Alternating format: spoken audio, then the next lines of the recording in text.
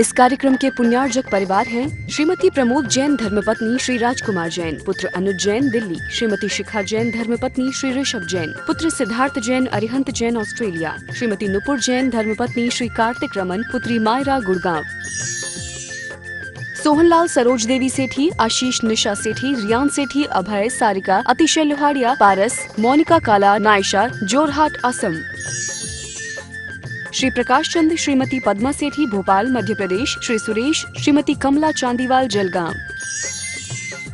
Doctor तेज कुमार सौगानी जी की पुण्य स्मृति में धर्मपत्नी डॉक्टर अचला सौगानी, सुपुत्री महिमा सौगानी, श्रीमती मोनिका जैन धर्मपत्नी सुपार्श्व जैन, श्रीमती प्रियंका जैन धर्मपत्नी अमित जैन, पार्णिका पार्श्वी देशना, बड़े भ्राता श्री माणक चंद एवं सौगानी परिवार, 8 अंबिका कॉलोनी, सांगानेर, जयपुर। श्रीमती अनंतमती जैन धर्मपत्नी श्री अशोक कुमार जैन, पुत्र गौरव जैन, वैभव जैन, पुत्र वधू स्वाति जैन, सुपौत्री प्रत्युषी जैन, नेहरू नगर, गाजियाबाद। सुशीला बंडी की पुण्यतिथि की स्मृति में प्रवीण चंद बंडी, सूर्यकांता बंडी, सुरेश बंडी, उषा बंडी, प्रमिला पाडलिया, मंजुला शाह, बसंतमाला दोषी, Mangla Gulati. Shri Parasnath re rolling mills limited, Durgapur 1, Bardhaman, Paschim Bengal. Amita Jain, wife of Anil Kumar Jain, Sangeeta Jain, wife of Vipin Kumar Jain. Shri Shreyansh Kumar Jain, Shrimati Santosh Jain, Kanpur, Vipul Jain, Aradhana Jain, Parul Jain, Gurgaon, Atul Jain, Purnima Jain, Suchit Jain, Aryan Jain, Noida. Shri Digambar Jain, Mahila Shastra Sabha, Suryanagar, Ghaziabad. Nishant R Shah, Aarti N Shah, Ananya N Shah, Veer N Shah, Caterpillar science private limited, Ahmedabad. Bharat Kumar Chimanlal Shah, Geetaben Bharat Kumar Shah, Raunak Bharat Kumar Shah, Mitali Raunak Shah, Devesh Bharat Kumar Shah, Foram Devesh Shah, Moksh Devesh Shah, वृष्टि हेतवी, निजामपुरा, बड़ोदरा। माणक चंद, कमला देवी, राकेश, नीतू, ऋषभ एवं आयुषी मुशरफ, B123, सेठी कॉलोनी, जयपुर, राजस्थान। जय जिनेन्द्र। 8 काम मुके, 8 गुण अणोव में सिद्धे, 8 पुण विड़ि विठे, निठ्ठिय कज्जेय वंदिमो नित्यम। पंच परमेष्ठी भगवान की जय। पिछली ज्ञानशाला की कक्षा में हमने संयमाचरण 2 अपेक्षा से समझे थे, एक श्रावकों का और एक मुनियों का। इस तरह से आचार्य भगवान कुंद स्वामी महाराज ने संयमाचरण के 2 भेद किए, एक सागार और एक निरागार। उसी के अंतर्गत सागार अर्थात जो गृहस्थ में रहते हैं उनका संयमाचरण हमने पिछली ज्ञानशाला की कक्षा में 11 प्रतिमा रूप में समझा। उसी बात को आगे बढ़ाते हुए गृहस्थ में रहते हुए श्रावक संयम का कैसे पालन करते हैं, किस प्रकार से करते हैं, वह आगे कहते हैं। आइए समझते हैं। पंचेवणुवयायिम गुणवयायिम हवन्तितः तिण्णी शिखावय चत्तारिय संयम चरणम च सायारम। श्रावक संयमाचरण को कैसे धारण करते हैं वह इस गाथा में बताया गया है। पंचेवणुवयायिम, 5 अणुव्रतों को, अहिंसा आदि 5 अणुव्रतों को, गुणव्यायम और गुणव्रतों को जो कि हवंती अर्थात होते हैं, तह अर्थात और, तिण्णी अर्थात 3 और 3 गुणव्रत होते हैं। शिखावय चत्तारि, यह अर्थात और, शिखावय अर्थात शिक्षाव्रत, चत्तारि अर्थात 4, 5 अणुव्रत, 3 गुणव्रत और 4 शिक्षाव्रत। इस प्रकार 12 व्रत रूप संयम चरणम अर्थात संयमाचरण, च अर्थात और, सायारम अर्थात सागारों का, जो आगार से युक्त है, आगार अर्थात घर, जो गृहस्थ हैं, श्रावक हैं, घर में रहते हैं, वो इन 12 व्रत रूप संयम का पालन करते हैं। आचार्य भगवान कुंद स्वामी महाराज यहाँ चारित्र पाहुड़ की इस गाथा में श्रावक के 5 अणुव्रत, 3 गुणव्रत और 4 शिक्षाव्रत, इस प्रकार 12 प्रकार के व्रतों की चर्चा कर रहे हैं। और जो गृहस्थ में रहते हुए, घर में रहते हुए इन 12 प्रकार के संयम का पालन करता है, 12 प्रकार के व्रतों को धारण करता है, उस जीव के अथवा उस मनुष्य के संयमाचरण कहलाता है, संयमाचरण होता है। भैया जी, यहाँ पर सागा संयमाचरण के 12 वेद हैं, इनके बारे में आप थोड़ा संक्षिप्त में बता। 12 व्रतों में सबसे पहले आचार्य भगवान ने लिखा पंचे वणु वयायम, अर्थात 5 अणुव्रत।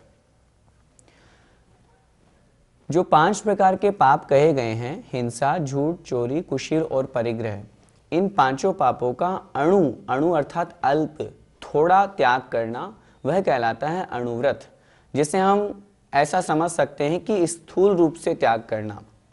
अहिंसा अणुव्रत, सत्य अणुव्रत, अचौर्य अणुव्रत, ब्रह्मचर्य अणुव्रत और परिग्रह परिमाण अणुव्रत, ये 5 प्रकार के अणुव्रत हैं। आइए हम संक्षेप में समझते हैं।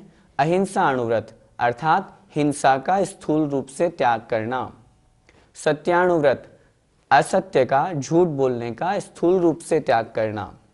अचौर्याणुव्रत, चोरी करने का स्थूल रूप से त्याग करना। ब्रह्मचर्याणुव्रत अर्थात अपनी स्त्री के सिवाय अन्य सभी को माता, बहन, सुता के रूप में देखना और उस कुशील का त्याग करना। और परिग्रह परिमाण अणुव्रत अर्थात जितना परिग्रह हमारे पास में है उसका एक परिमाण करना, सीमित कर लेना, उसकी मर्यादा कर लेना, शेष का त्याग कर देना, यह कहलाता है परिग्रह परिमाण अणुव्रत। इस प्रकार ये 5 प्रकार के अणुव्रत कहे गए हैं। 3 प्रकार के गुणव्रत में आचार्य भगवान कुंद स्वामी महाराज पहला गुणव्रत कहते हैं दिग्व्रत, अर्थात 10 दिशाओं में जीवन पर्यंत के लिए आने जाने की जो मर्यादा की उसका नाम है दिग्व्रत, ताकि उसके बाहर जो कुछ हो रहा है उससे हम कृतकारित अनुमोदना से, पाप से बच जाएं। दूसरा गुणव्रत आचार्य भगवान ने कहा अनर्थ दंड विरति व्रत, अर्थात व्यर्थ की जो क्रियाएं हो रही है, पाप का उपदेश, हिंसा, दान, अपश्रुति, अनेक प्रकार की जो व्यर्थ की है जिससे कोई आत्मा का प्रयोजन नहीं, जिससे कोई मतलब नहीं, उन सब क्रियाओं का त्याग करना, यह कहलाता है अनर्थ दंड विरति व्रत। तीसरा गुणव्रत आचार्य कुंद स्वामी महाराज ने माना भोगोपभोग परिमाण व्रत, अर्थात जो वस्तु एक बार भोगने में आए, एक बार उपयोग में आए, वह कहलाता है भोग। जिस वस्तु का हम बार बार उपयोग करते हैं, बार बार उसे यूज में लेते हैं, वह कहलाता है उपभोग। जैसे हमने जो भोजन ग्रहण किया, जो पानी आदि ग्रहण किया, उसे एक बार ग्रहण कर लिया, उसी भोजन को हम दोबारा ग्रहण नहीं करते। लेकिन वस्त्र, मकान, घर, गाड़ी आदि, ये सब सारे के सारे वस्तु उपभोग, जिसे हम बार बार ग्रहण करते हैं, बार बार उपयोग में लेते हैं। तो ऐसी भोग और उपभोग दोनों प्रकार की वस्तुओं का परिमाण कर लेना, उसमें मर्यादा बांध लेना, यह कहलाता है भोगोपभोग परिमाण नामक तीसरा गुणव्रत। 4 प्रकार के शिक्षाव्रत आचार्य भगवान ने यहाँ पर कहे, जिसमें सबसे पहला है सामायिक, अर्थात समस्त प्रकार के विकल्पों से दूर होकर के आत्म ध्यान की ओर बढ़ते हुए, चूंकि हम बात करें शिक्षाव्रत की, जो हमें मुनि बनने की शिक्षा दें, मुनि मार्ग पर आगे बढ़ने के लिए प्रेरित करें, वे शिक्षाव्रत कहलाते हैं। तो सामायिक के अंतर्गत सभी विकल्पों से दूर होकर के प्रातःकाल, दोपहर और सायंकाल 3 समय अंतर मुहूर्त के लिए उस आत्म स्वरूप की ओर बढ़ते हुए समस्त विकल्पों से दूर होकर के जाप, ध्यान, इस तरह की जो क्रिया की जाती है वह कहलाता है सामायिक। दूसरा है प्रोषधोपवास। प्रोषध अर्थात उत्कृष्ट, मध्यम और जघन्य 3 प्रकार का कहा गया है, जिसके अंतर्गत सप्तमी का एकासन, अष्टमी का उपवास और नवमी का एकासन, यह कहलाता है उत्कृष्ट प्रोषधोपवास। मध्यम के अंतर्गत अष्टमी का उपवास मध्यम प्रोषधोपवास है और जघन्य प्रोषधोपवास के अंतर्गत अष्टमी का एकासन करना, यह जघन्य प्रोषधोपवास कहलाता है। यही बात चतुर्दशी के साथ में भी लगा करके त्रयोदशी का एकासन, अमावस्या अथवा पूर्णिमा का एकासन और चतुर्दशी का उपवास, इस तरह से वहां भी लगा लेना चाहिए। यह हुआ दूसरा शिक्षाव्रत, जिसका नाम है प्रोषधोपवास। तीसरा शिक्षाव्रत है अतिथि समविभाग, अर्थात चतुः अर्थात 4 प्रकार के जो मुनि, आरिका, श्रावक और श्राविका, जो चतुर्विध संघ कहे गए हैं, इन संघ के उपस्थित होने पर अतिथि के समान जो हैं उनकी सेवा शुश्रूषा करना, उनके लिए चौका लगाना, आहार आदि देना, उनकी सेवा करना, उनकी पूजा करना, उनका सत्कार करना, यह कहलाता है अतिथि समविभाग। और चौथे शिक्षाव्रत के अंतर्गत आचार्य कुंद स्वामी महाराज ने सल्लेखना को ग्रहण किया। सल्लेखना के लिए लिखा, समस्त प्रकार के विकल्पों से दूर होकर के जब अंत समय में मरण काल उपस्थित हो, जब हम नियम व्रत संयम का पालन करने में असमर्थ हो जाएं, अपने व्रतों का पालन करने में हमें लगे कि अब तो भूल हो रही है, दोष लग रहे हैं, ऐसे समय उपस्थित होने पर अपने शरीर को और अपनी कषायों को क्रश करना और बड़े आनंद के साथ में मृत्यु महोत्सव मान करके मृत्यु को स्वीकार करना, उस व्रतों का पालन करते करते कषायों का दमन करके उस मार्ग पर आगे बढ़ना, ये कहलाता है सल्लेखना। इस प्रकार आचार्य भगवान कुंद स्वामी महाराज ने 5 अणुव्रत, 3 गुणव्रत और 4 शिक्षाव्रत रूप में, इन 12 व्रत रूप में सागार चारित्र कहा है। भैया जी, उमा स्वामी महाराज ने यह 12 व्रत अलग बताए एवं कुंद महाराज ने यह 12 व्रत अलग बताए, ऐसा क्यों? इसमें कोई विशेष बात नहीं है, ये आचार्यों की अलग अलग अपनी अपनी मान्यता है। आचार्य उमा स्वामी महाराज ने 12 व्रतों में 5 अणुव्रत तो वे ही स्वीकार किए हैं। गुणव्रत में उन्होंने दिग्व्रत, देशव्रत और अनर्थ दंड विरति व्रत लिया। 4 शिक्षा व्रतों में उन्होंने सामायिक, प्रोष्ठोपवास, भोगोपभोग परिमाण और अतिथि संविभाग लिया।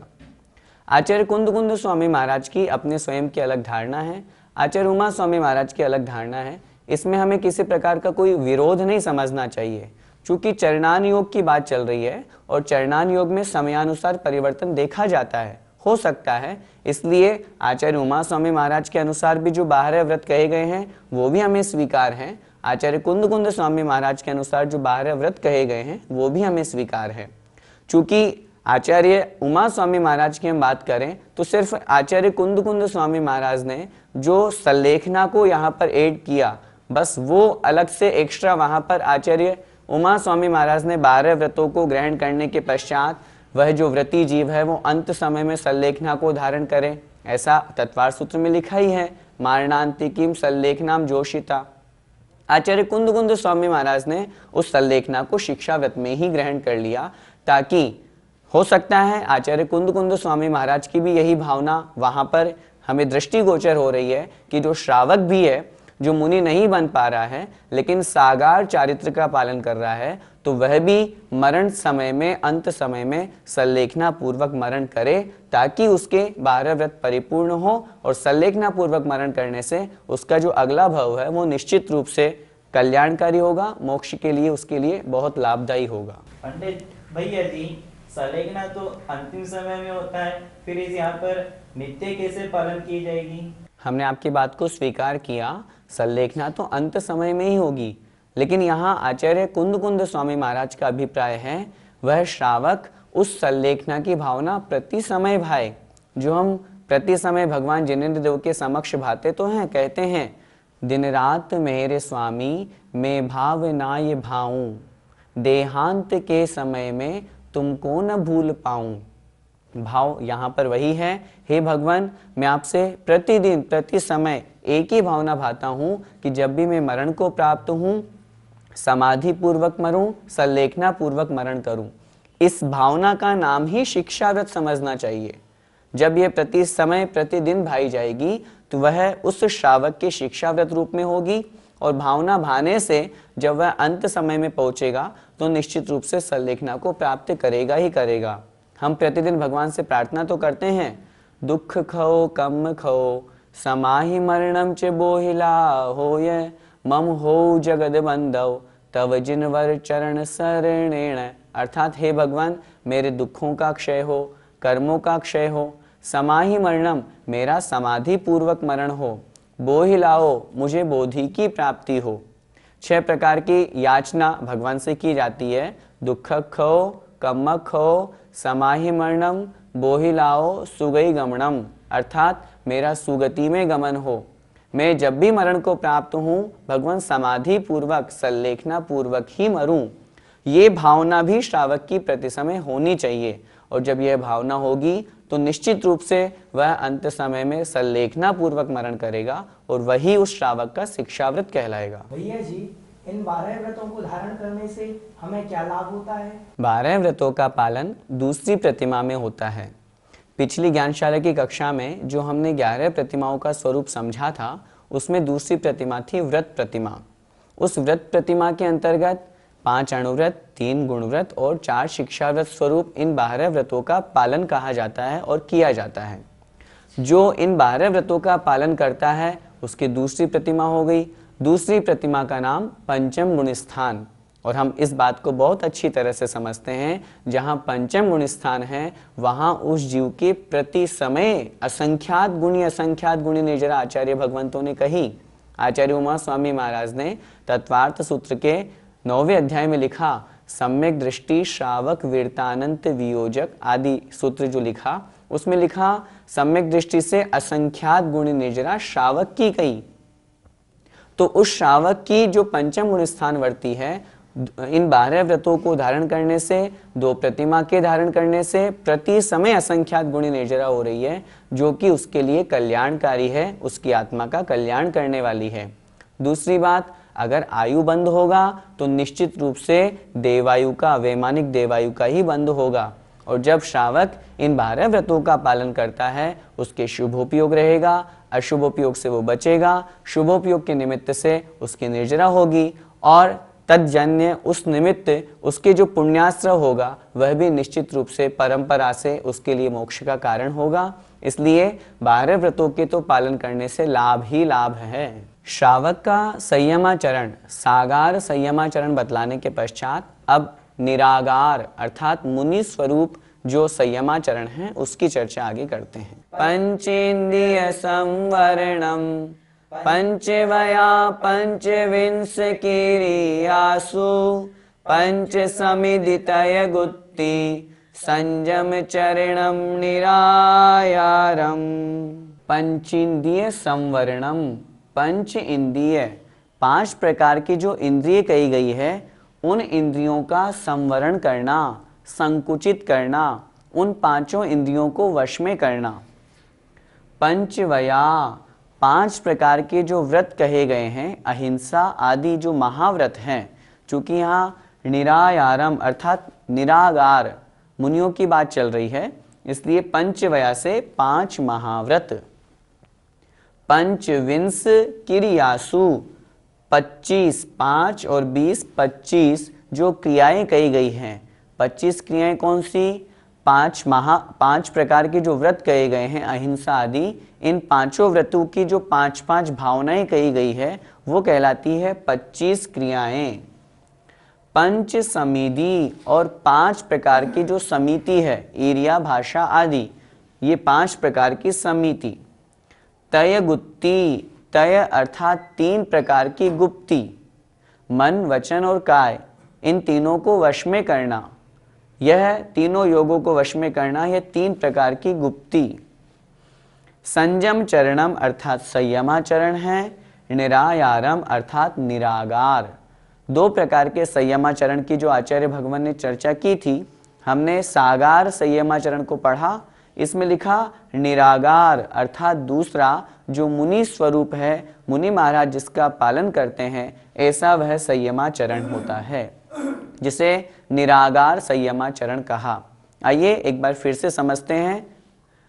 5 इंद्रियों को अपने वश में करना, उनको संकुचित करना, 5 प्रकार के व्रतों का पालन करना, 5 प्रकार के व्रतों की जो 5 भावनाएं कही गई है उन 25 क्रियाओं का पालन करना, पंच समिधि 5 प्रकार की समिति का पालन करना, और तय गुप्ति अर्थात 3 प्रकार की गुप्ति को धारण करना, यह दूसरा निरागार संयमाचरण है। भैया जी, 5 महाव्रतों की 25 क्रियाएं कौन कौन सी होती हैं? 5 व्रतों की 5 भावनाएं आचार्य भगवान उमा स्वामी महाराज ने तत्वार्थ सूत्र ग्रंथादि राज में लिखी है। अभी पहले पाठशाला में तत्वार्थ सूत्र पढ़ाया गया था, उसमें जब हमने 7वां अध्याय समझा, वहाँ पर आचार्य भगवान ने 5 व्रतों की अहिंसा, सत्य, अचौर्य, ब्रह्मचर्य और अपरिग्रह, इन 5 व्रतों की 5 भावनाओं का वर्णन किया। हमें वहाँ से स्वीकार कर लेना चाहिए। वे 5-5 प्रकार की भावनाएं, 25 क्रियाएं होती है और मुनि महाराज उसका प्रति समय ध्यान रखते हैं और उसका पालन करते हैं। भैया जी, इस प्रकार जो संयमाचारक है उसका मुनि महाराज सही रूप से पालन नहीं करते तो क्या वह हमारे लिए पूजनीय है या नहीं? आचार्य भगवंतों ने मुनि के लिए 28 मूल गुण लिखे। उन 28 मूल गुणों में से यदि एक भी मूल गुण कम है तो वे हमारे द्वारा पूजनीय नहीं, वंदनीय नहीं। हम स्वयं विचार करें, यदि कोई मुनि महाराज हैं, मुनि हैं, दिगंबर हैं, पिछी कमंडल है, बिल्कुल नग्न दिगंबर होकर के विचरण कर रहे हैं, लेकिन 28 मूल गुणों का पालन नहीं हो रहा है, उनके महाव्रतों में दोष लग रहा है अथवा किसी दूसरे मूल गुण में दोष लग रहा है, तो वे हमारे द्वारा पूजनीय कैसे हो सकते हैं? आचार्य भगवान कुंद स्वामी महाराज आगे स्वयं कहेंगे, यदि कोई दिगंबर वेश को धारण करके थोड़ा बहुत भी परिग्रह रखता है तो आचार्य भगवान ने लिखा, जय ले अप बहुयम तत्तो पुण्य जाय निगोदम। जो थोड़ा बहुत भी लेता है तो वह थोड़ा बहुत भी अपने पास में परिग्रह रखता है तो वह मुनि निगोद का पात्र बनता है। अर्थात जब परिग्रह का पूर्णतया त्याग हो गया, अपरिग्रह महाव्रत हो गया, तो फिर वापस परिग्रह को ग्रहण करना यह बहुत बड़ा दोष है। उनके व्रत में अतिचार नहीं, अनाचार लग गया। अनाचार लग जाने से व्रत ही खत्म हो गया, अब मुनि व्रत नहीं रहा। हम श्रावक हैं, श्रावक के हमारे 8 मूल गुण कहे गए हैं। हम आपसे एक छोटा सा प्रश्न करना चाहते हैं, यदि 8 मूल गुणों में से जहां 5 उदुम्बर फल, मद्य मांस मधु का त्याग बिल्कुल सामान्य से अपन समझें, इन 8 मूल गुणों में से यदि कोई व्यक्ति 7 का बहुत अच्छे से पालन करता है, किसी प्रकार का कोई दोष नहीं लगाता, लेकिन एक मूल गुण में अपन समझें, जैसे माना कि उसे शराब पीने की आदत है, हम ये आपसे पूछना चाहते हैं, वो शराब पी रहा है, 7 का बहुत अच्छे से पालन कर रहा है, किसी प्रकार का कोई दोष नहीं लग रहा, क्या आप उसे श्रावक स्वीकार करोगे? उत्तर मिलेगा, कदापि नहीं। कैसे करेंगे स्वीकार? वो तो शराब पी रहा है, उसका एक मूल गुण कम हो रहा है, और जो शराब पिएगा वो श्रावक कैसा? जब यह बात हम गृहस्थों में, श्रावकों में लगाते हैं, तो यही बात हमें मुनियों में भी स्वीकार करनी चाहिए। 28 मूल गुण का तात्पर्य बिल्कुल मूल है, जड़ है, इसके बिना मुनि संज्ञा नहीं। 28 मूल गुणों में यदि एक भी मूल गुण कम है, 27 मूल गुण का वो बहुत अच्छे से पालन कर रहे हैं, लेकिन यदि एक भी मूल गुण कम है तो वो मुनि की संज्ञा में नहीं आएगा। फॉर एग्जाम्पल, यदि कोई मुनि है, वो कहते हैं मुझे केशलोच से दर्द होता है, वो नाई से बाल बनवा लें, शेविंग करवा लें, तो क्या आप उन्हें मुनि मानेंगे? बताइए। उत्तर मिलेगा नहीं। कैसे मान सकते हैं? क्योंकि ये तो मुनि के मूल गुण में दोष लग गया, वो एक मूल गुण का पालन नहीं कर रहे। जब हम उस एक मूल गुण के पालन नहीं करने से उनको मुनि नहीं मान रहे, तो जो अपने साथ में गाड़ी घोड़ा रख रहे हैं, परिग्रह रख रहे हैं, तो उनका अपरिग्रह महाव्रत कैसे पला? वो भी तो मूल गुण कम हो गया।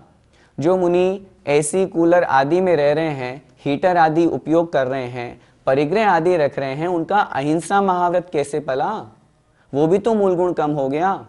जो मुनि अपने साथ में मोबाइल, लैपटॉप आदि, ये सारी की सारी बातें जो शिथिलाचार से युक्त होकर के हैं, यदि वे मुनि अपने साथ में रखते हैं, हम स्वयं विचार करें उनके कितने मूल गुण कम हुए। जब आप एक केशलोच नहीं करने के कारण उनको मुनि संज्ञा नहीं दे रहे, तो फिर जिनके 1, 2, 3, 5 और न जाने कितने मूल गुण कम हो रहे हैं, फिर आप उन्हें मुनि क्यों मान रहे हैं? वो मुनि की संज्ञा में नहीं आ सकते। आचार्य भगवान स्वयं कह रहे हैं, इसलिए वे मुनि नहीं हैं, मुनि पद के योग्य नहीं हैं और पूजनीय नहीं। जय जिनेन्द्र। इस कार्यक्रम के पुण्यार्जक परिवार हैं श्रीमती प्रमोद जैन धर्मपत्नी श्री राजकुमार जैन, पुत्र अनुज जैन दिल्ली, श्रीमती शिखा जैन धर्मपत्नी श्री ऋषभ जैन, पुत्र सिद्धार्थ जैन अरिहंत जैन ऑस्ट्रेलिया, श्रीमती नुपुर जैन धर्मपत्नी श्री कार्तिक रमन, पुत्री मायरा गुड़गांव, सोहनलाल सरोज देवी सेठी, आशीष निशा सेठी, रियान सेठी, अभय, सारिका, अतिशय लोहाड़िया, पारस, मोनिका काला, नायशा, जोरहाट, असम, श्री प्रकाश चंद, श्रीमती पद्मा सेठी, भोपाल, मध्य प्रदेश, श्री सुरेश, श्रीमती कमला चांदीवाल, जलगांव, डॉक्टर तेज कुमार सौगानी जी की पुण्य स्मृति में धर्मपत्नी डॉक्टर अचला सौगानी सुपुत्री महिमा सौगानी, श्रीमती मोनिका जैन धर्मपत्नी सुपार्श्व जैन, श्रीमती प्रियंका जैन धर्मपत्नी अमित जैन, पार्णिका पार्श्वी देशना, बड़े भ्राता श्री माणक चंद एवं सौगानी परिवार, 8 अंबिका कॉलोनी, सांगानेर, जयपुर। श्रीमती अनंतमती जैन धर्मपत्नी श्री अशोक कुमार जैन, पुत्र गौरव जैन, वैभव जैन, पुत्र वधू स्वाति जैन, सुपौत्री प्रत्युषी जैन, नेहरू नगर, गाजियाबाद। सुशीला बंडी की पुण्यतिथि की स्मृति में प्रवीण चंद बंडी, सूर्यकांता बंडी, सुरेश बंडी, उषा बंडी, प्रमिला पाडलिया, मंजुला शाह, बसंतमाला दोशी, Mangla Gulati. Shri Parasnath re rolling mills limited, Durgapur 1, Bardhaman, Paschim Bengal. Amita Jain, wife of Anil Kumar Jain, Sangeeta Jain, wife of Vipin Kumar Jain. Shri Shreyansh Kumar Jain, Shrimati Santosh Jain, Kanpur. Vipul Jain, Aradhana Jain, Parul Jain, Gurgaon. Atul Jain, Purnima Jain, Suchit Jain, Aryan Jain, Noida. Shri Digambar Jain Mahila Shastra Sabha, Suryanagar, Ghaziabad. Nishant R Shah, Aarti N Shah, Ananya N Shah, Veer N Shah, Caterpillar science private limited, Ahmedabad. Bharat Kumar Chimanlal Shah, Geetaben Bharat Kumar Shah, Raunak Bharat Kumar Shah, Mitali Raunak Shah, Devesh Bharat Kumar Shah, Foram Devesh Shah, Moksh Devesh Shah, वृष्टि हेतवी, निजामपुरा, बड़ोदरा। माणक चंद, कमला देवी, राकेश, नीतू, ऋषभ एवं आयुषी मुशरफ, B123, सेठी कॉलोनी, जयपुर, राजस्थान।